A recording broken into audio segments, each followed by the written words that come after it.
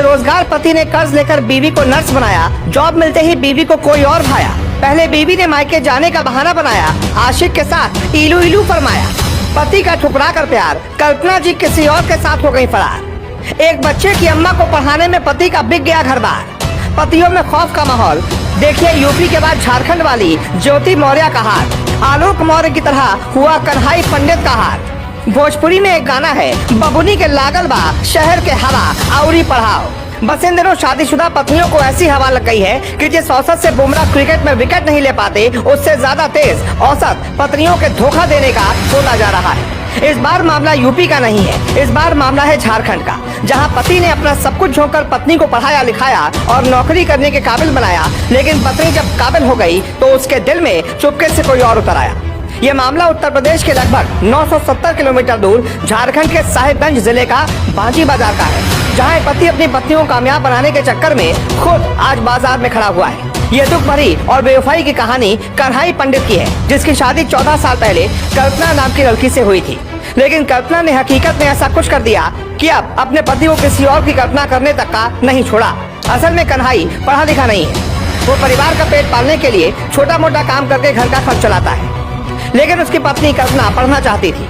जब उसने अपनी इस बात का जिक्र कन्हई से किया तो उसने कल्पना को जमशेदपुर में रखकर ANM की पढ़ाई करवाई।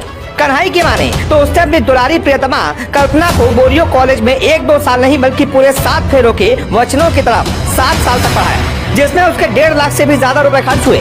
यही नहीं, अभी और सुनिए। इसके बाद फिर उसने 2 साल तक पत्नी कल्पना को जमशेदपुर में ANM की ट्रेनिंग भी कराई।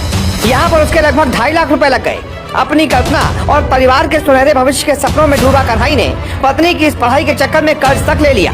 पत्नी को पढ़ाई में इतने ज्यादा कर्ज में वो डूब गया कि कन्हई पंडित पैसा कमाने और कर्ज से मुक्त होने के लिए गुजरात चला गया। वहाँ जाकर दिन रात कमर तोड़ मेहनत की और जब लॉकडाउन में जब कन्हई घर आया तो उसे खुशखबरी मिली कि उसकी पत्नी जुमावती अस्पताल में नर्स का काम करने लगी है। लेकिन कहानी में सिर्फ यही ट्विस्ट नहीं था। अब कल्पना कन्हई की कल्पना नहीं रह गई थी, उसका व्यवहार बिल्कुल बदल चुका था। वो बात पर लड़ने लगी थी। कन्हई ने बताया कि एक दिन वो अपनी पत्नी से मिलने अस्पताल जा पहुंचा, लेकिन अस्पताल में पुरुषों के प्रवेश पर रोक होने का बहाना बनाकर पत्नी ने उसे आगे से मिलने से ही मना कर दिया। इसके बाद कन्हई फिर से कमाने के लिए गुजरात चला गया, लेकिन इस बार जब वो दोबारा घर आया तो कल्पना ने उसके साथ रहने से ही साफ साफ इनकार कर दिया। पति कन्हई के अनुसार 14 अप्रैल को कल्पना मायके जाने की बात कहकर 10 साल के बेटे के साथ घर से ही चली गई। उसने कहा था कि वो शाम तक आ जाएगी, लेकिन जब वो शाम तक घर नहीं आई तो कन्हई ने उसे खोजा, लेकिन वो कहीं नहीं मिली।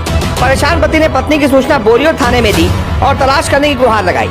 इतना ही नहीं, कन्हई पंडित ने पत्नी पर यह भी आरोप लगाया कि उसका किसी दूसरे लड़के के साथ संबंध है और वो उसके साथ फरार हो गई है। लेकिन पुलिस तो पुलिस है, भला वो कैसे काम कर सकती है। थाने के द्वारा जब कोई कार्रवाई नहीं की गई तो कन्हई मुख्य न्यायिक दंडाधिकारी साहिबगंज के दरवाजे पर जा पहुंचा और वहां उसने गुहार लगाते हुए पत्नी कल्पना कुमारी, ससुर राजकिशोर पंडित, सास जयंती देवी, सारा धर्मेंद्र पंडित के ऊपर मामला दर्ज कराते हुए उचित कानूनी कार्रवाई करने की मांग की। कन्हई ने अपनी बेवफा पत्नी पर आरोप लगाए और मुख्य न्यायिक दंडाधिकारी को ये जानकारी दी कि उसके जमीन के जरूरी कागजात कल्पना के पास हैं, जिन्हें वो अब देने से इनकार कर रही है। अब इस नए इनकार और तकरार की रार कितनी लंबी चलेगी ये तो वक्त ही बताएगा। लेकिन आपके हिसाब से कन्हई को क्या करना चाहिए, हमें कमेंट बॉक्स में जरूर बताएं।